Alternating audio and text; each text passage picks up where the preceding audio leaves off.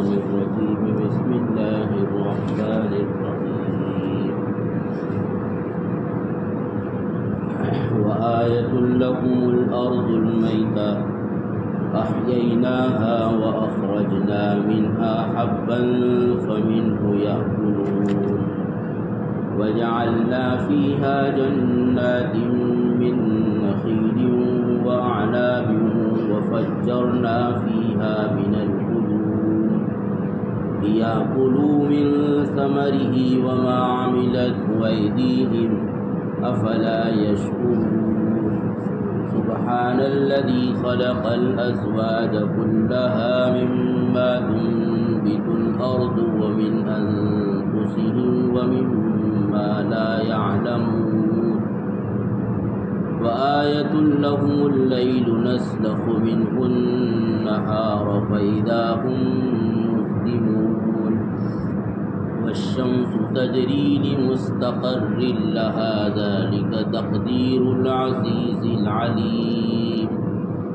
والقمر قدرناه منازل حتى عاد كالعرجون القديم لا الشمس ينبغي لها أن تدرك القمر ولا الليل سابق النهار وكل في فلك يسبحون وآية لهم أنا حملنا ذريتهم في الفلك المشحون وخلقنا لهم من مثله ما يركبون وإن نشأ نغرقهم فلا صريخ لهم ولا هم ينقذون إلا رحمة منا ومتاعا إلى حين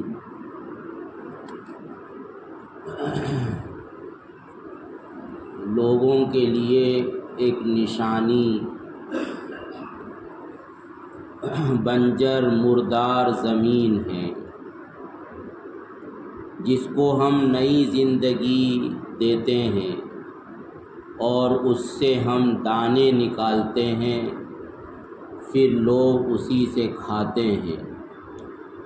اور ہم نے زمین میں کھجور کے اور انگور کے باغات بنا دیے ہیں، اور ہم نے اس میں چشمے جاری کر دیے ہیں تاکہ لوگ اس کی پیداوار کو کھائیں، حالانکہ یہ سب چیزیں ان کے ہاتھوں نے نہیں بنائی ہیں۔ کیا پھر بھی لوگ شکر ادا نہیں کریں گے؟ پاک ہے وہ ذات جس نے ہر قسم کی چیزوں کو پیدا کیا، ان میں جو زمین اگاتی ہے اور خود ان کی ذات سے بھی، اور ایسی چیزوں سے بھی جو لوگوں کے علم میں بھی نہیں ہے، اور ان کے لیے ایک نشانی رات ہے جس سے ہم دن کی چادر کو ہٹا دیتے ہیں تو سب لوگ تاریکی اور اندھیرے میں چلے جاتے ہیں۔ اور سورج بھی ہے کہ جو اپنے مدار پر چلتا رہتا ہے۔ یہ سب اس ذات کا بنایا ہوا نظام ہے جو اقتدار کا مالک ہے اور علم والا ہے۔ اور چاند بھی ہے کہ جس کی منزلیں ہم نے طے کر دی ہے، حتیٰ کہ وہ کھجور کی پرانی شاخ کے مانند ہو جاتا ہے۔ نہ سورج کو یہ ہمت ہے کہ وہ چاند کو پکڑ سکے، اور نہ رات دن سے آگے ہو سکتی ہے، ہر ایک اپنے دائرے میں تیرتے رہتے ہیں۔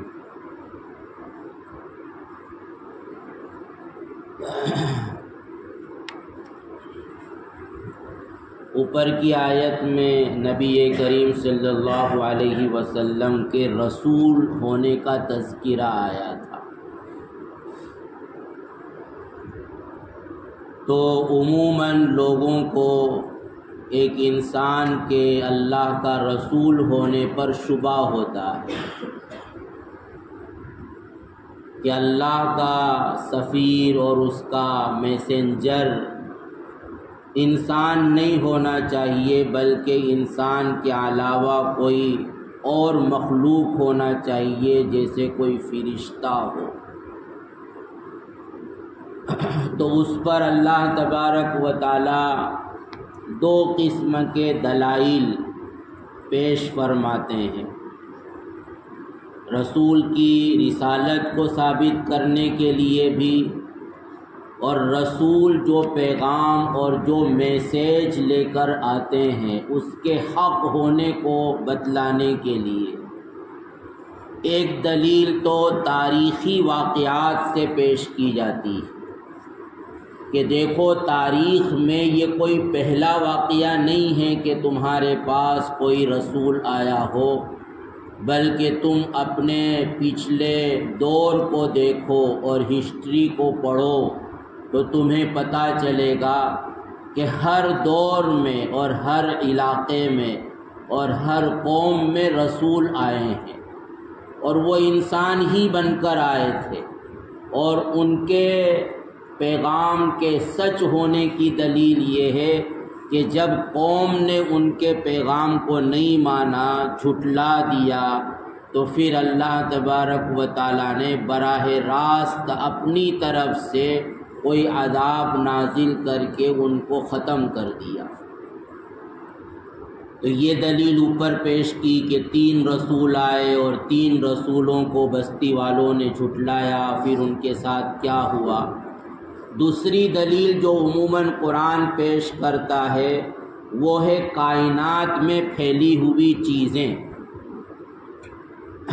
کہ کائنات میں جو پھیلی ہوئی چیزیں ہیں اور دنیا کا جو نظام چل رہا ہے، تو انسان اگر کہیں اور نہ جائے اور وہیں غور و فکر کر لے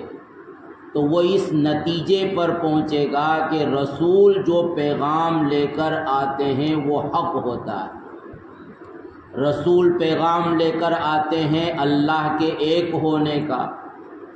رسول پیغام لے کر آتے ہیں اس دنیا کے ختم ہو جانے کا، اور رسول پیغام لے کر آتے ہیں اس بات کا کہ مرنے کے بعد ایک اور زندگی ہے جس میں تم کو اپنی اس زندگی کا حساب و کتاب دینا ہوگا، اور اسی کے مطابق تمہارے لیے فیصلے کیے جائیں گے۔ تو یہ جو تینوں باتیں ہیں، یعنی اللہ کی وحدانیت اور دنیا کا ختم ہو جانا اور آخرت کا قائم ہونا، تو یہ جو دنیا کا نظام ہے، زمین کا نظام، آسمانوں کا نظام، گیلیکسی کا نظام، اسی میں اگر انسان غور و فکر کرے